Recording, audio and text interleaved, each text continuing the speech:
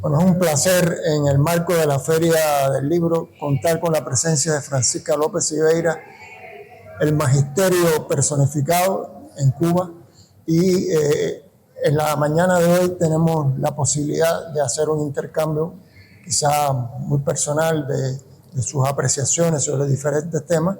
Y quisiera iniciar este encuentro con una pregunta: ¿qué ha significado para ella el que le hayan dedicado la Feria del Libro? Bueno, muchas gracias por esta entrevista.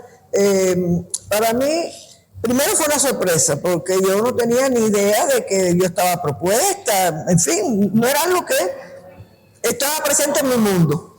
Y bueno, cuando se me informó por el presidente del Instituto Cubano del Libro, para mí fue una gran sorpresa. A partir de ahí, ya entonces todos los procesos de preparación.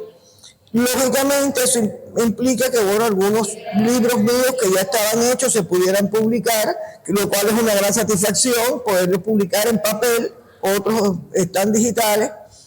Y creo que es un reconocimiento que, todo el que lo recibe se alegra, de alguna manera te conmueve, te emociona, pero también creo que es un espacio para intercambiar, porque esto me permite, en la Feria Internacional, en muchos espacios que se hicieron para hacerme homenaje, pero eso me permitió ver antiguos alumnos, colegas.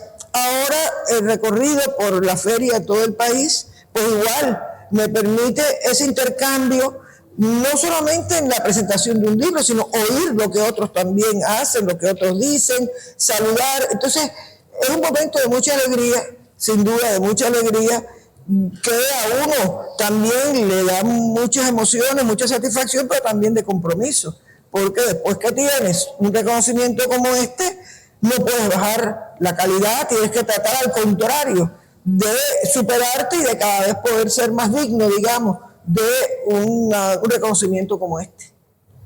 Indudablemente que es bien merecido, porque usted ha tenido una obra digna, de respeto y sostenida en el tiempo. Si fuéramos a hacer una valoración, si usted se atreve en este minuto a hacer un resumen de lo que ha constituido su obra, cuáles son esos momentos, su evolución, y qué considera usted que ha sido su mayor aporte a la historiografía y al magisterio, porque uno y el otro están muy unidos. Bueno, mira, lógicamente uno va evolucionando con el tiempo, va incorporando metodologías, va incorporando visiones, proyectos. Yo recuerdo que el primer libro mío, ¿no? Porque había selecciones que uno hacía, compilaciones para la docencia, etc. El primer libro mío fue La crisis de los partidos políticos burgueses en Cuba, 1925-1958. Yo digo que hoy yo lo escribiría de otra manera, porque lógicamente han pasado muchos años y uno ha incorporado conocimientos, reflexiones, etc. Aunque la tesis fundamental yo la sigo sosteniendo. Estos partidos políticos burgueses fueron incapaces de encontrar una solución a la crisis estructural de la República Burguesa y ellos mismos entraron en crisis. Pero hay otros elementos que uno enriquecería o modificaría. Y eso va pasando con todas las obras que uno hace, ¿no? Creo que, he trabajado sobre todo los temas que tienen que ver con la República Burguesa. Creo que aquí he hecho también mi contribución, sobre todo en el sentido de no esquematizar esa república, no que si mediatizada, no que si se ve república, no. Con eso estamos esquematizando, pero además no estamos viendo el fondo, dentro de qué sistema están, cómo se proyecta, porque es un Estado nacional dentro de un sistema democrático burgués, establecido en sus constituciones, pero a su vez es un sistema neocolonial que se va estructurando. Entonces, si nosotros lo simplificamos, no entendemos esto, como no entendemos tampoco esas direcciones políticas, porque esas direcciones políticas no eran siempre títeres, representaban intereses, son parte orgánica del sistema. Entonces, creo que en este sentido he podido hacer algunas contribuciones. El tema de la historia de las relaciones de Estados Unidos con Cuba, creo que también es importante porque no es que tengamos un conflicto hoy, es que es un conflicto histórico que tiene más de 200 años. Y entonces ir viendo cómo esto se ha ido desarrollando, cómo se ha producido a lo largo del tiempo, creo que también es algo que me ha permitido hacer algunas contribuciones. Esto mismo últimamente de las miradas desde Cuba a los Estados Unidos, que permite ver esa diversidad que tiene mucho que ver en algunos casos precisamente con intereses clasistas, o no otras influencias culturales, o no la defensa de lo mío, lo nacional. No nos olvidemos que José Martí dijo que el anexionismo iba a ser un problema siempre presente en la historia de Cuba, por tanto es un tema que siempre hay que estar abordando. Y creo que en el caso de Martí, que es otro de mis temas de investigación y de difusión, creo también que he podido también hacer algunas cosas en torno a Martí que permiten, no sé, enriquecer un poco más también las miradas en torno a Martí. Yo creo que, bueno, también últimamente he trabajado en torno a Fidel y esto también ha permitido profundizar. Como un proceso de continuidad del abordaje de la historia de Cuba. Sí. Entonces, creo que todo esto es importante porque nos permite como cubanos tener un mejor conocimiento de nuestra historia, de la evolución de nuestra nación como tal y entendernos más nosotros mismos, ¿no? Lo que somos, dónde vamos, en fin. Y creo que también yo insisto en que estos resultados, que hay que hacerlo desde la ciencia, porque uno tiene que hacerse el proyecto desde el rigor científico, pero tenemos que ponerle en un lenguaje el resultado que pueda llegar a un público amplio. Exacto. Porque esto no quiere decir para nada que uno no tenga un rigor científico, pero hay que escribir. En el campo de las ciencias sociales en particular, yo creo que tenemos la obligación de escribir de forma que llegue a un público amplio, para que pueda incidir en la sociedad. Porque eso mismo permite que la gente se entienda mucho más, en el caso de la historia, de entendernos nosotros mismos, de entender el mundo de hoy, resultado de toda una evolución de la humanidad, en fin. Y en este sentido creo que yo por lo menos me siento bastante contenta, aunque nunca plenamente satisfecha, pero bastante contenta de que los libros puedan llegar a un público amplio y en este sentido contribuir a esa cultura de la nación. Sobre esto que estamos abordando ahora mismo, me gustaría profundizar en dos cuestiones. La primera, ¿cuál ha sido el reto más fuerte que ha tenido en esa evolución de su obra? Bueno, a veces el reto es encontrar la fuente, porque no siempre las fuentes están al alcance. Y entonces uno puede emplear mucho tiempo en buscar, porque inclusive es en el archivo. Tú estás buscando, pero no encuentras la información por dónde está. Entonces, el reto de la fuente, bueno, primero el reto es hacer el proyecto, conseguir el proyecto. Dice, bueno, ¿qué de nuevo voy a poner? Para esto tengo que saber qué es lo que hay. Y todo esto lleva un proceso. Después, el de encontrar las fuentes. Y bueno, en este sentido también creo que es importante conocer lo que tus colegas, tus contemporáneos también han hecho.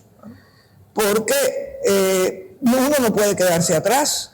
Y entonces, a partir de ahí hay cosas muy valiosas también hechas por la historiografía contemporánea, por los colegas contemporáneos. Y entonces, si no, ¿qué voy a hacer? ¿Repetir lo que otro ha hecho? No. Entonces, ese reto también de la actualización, eso también es un reto, estarse uno actualizando de manera permanente. Entonces, en fin, pero yo creo que uno puede perfectamente superar. Ahora, hay un reto que como historiadores al fin todos estamos enfrentando en este minuto en el país, y es cómo le vamos a hablar, cómo vamos, como usted decía, cómo le vamos a comunicar a esa actual y futuras generaciones la historia de Cuba, que sin lugar a dudas es diferente a como se ha estado haciendo. Y por supuesto todo momento histórico tiene sus peculiaridades en la comunicación. Entonces, ¿cómo ve usted hoy la manera en que debemos trasladarle, comunicarnos esos valores históricos de nuestro país? Bueno, yo insisto en el lenguaje que podamos utilizar. Porque un lenguaje que pueda ser, digamos, complicado a la hora de transmitir una idea, pues crea algunas dificultades. Pero también tenemos que pensar en la tecnología actual. No podemos estar de espaldas a eso. Y tratar de que el lector de hoy, el estudiante de hoy, tenga un sentido crítico. Cuando digo crítico no es hablar mal, es como explicaba Martí, ejercicio del criterio.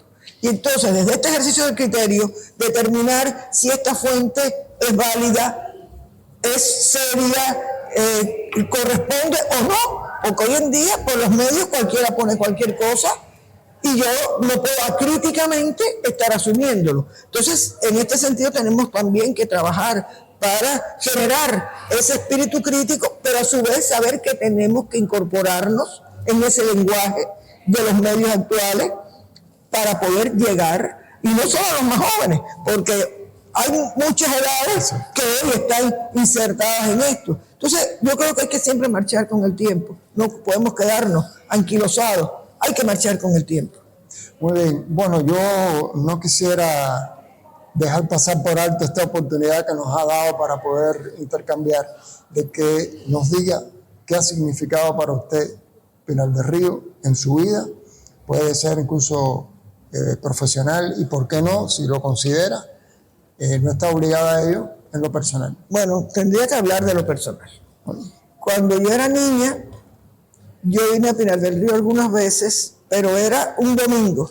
Mi papá era un simple obrero, nosotros no podíamos alojarnos, pero tenía, como él decía, un cacharrito, y entonces alguna vez, a lo mejor cada 6 meses o algo así, venía con la familia para que nosotros conociéramos lugares.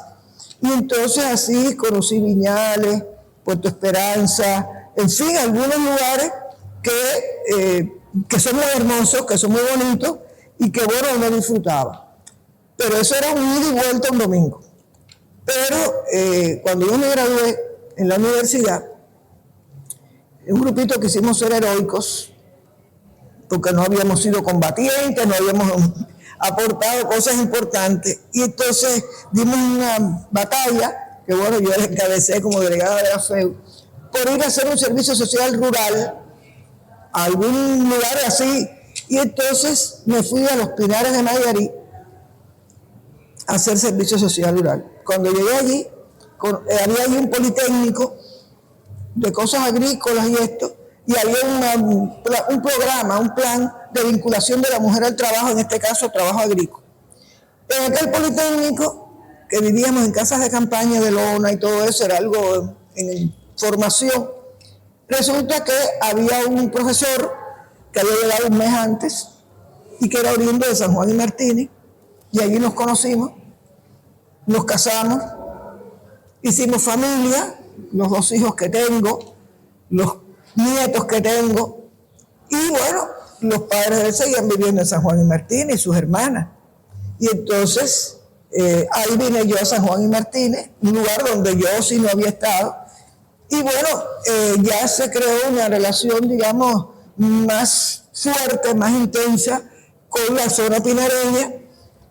Veníamos muchas veces en San Juan, nos quedábamos ahí en casa de mis suegros, con mis cuñadas, perdón.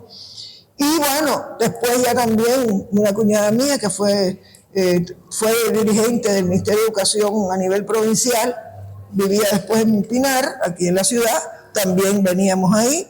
Y bueno, eso me hizo tener un lazo afectivo muy particular con Pinar del Río.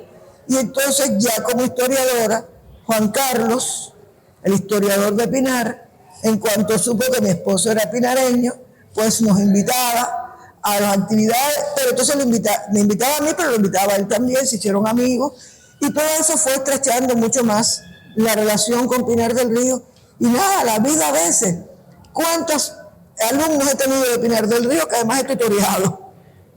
Es decir, ahora mismo tengo una alumna en la carrera de Historia en la Universidad de La Habana, que está en 3 años y es de Pinar del Río. Yo no lo sabía y resulta que también es de Pinar del Río. Es decir, que hay muchas razones y bueno, he hecho amigos Aquí tengo a Pedro, que su hija también fue alumna mía, tengo a Jorge Freddy, tengo a Juan Carlos, en fin, Bendis, que actualmente es mi tutorial, en fin, que la relación afectiva con Pilar del Río se ha mantenido y se ha, digamos que, fortalecido con el tiempo. Y hoy estoy aquí también con la Feria del Libro, cosa que para mí es una gran satisfacción porque no podía dejar de venir a Pinar del Río. Muchas gracias, y ha sido un privilegio poder contar con este intercambio. Realmente lo vamos a llevar como parte de nuestras experiencias lindas en nuestra vida.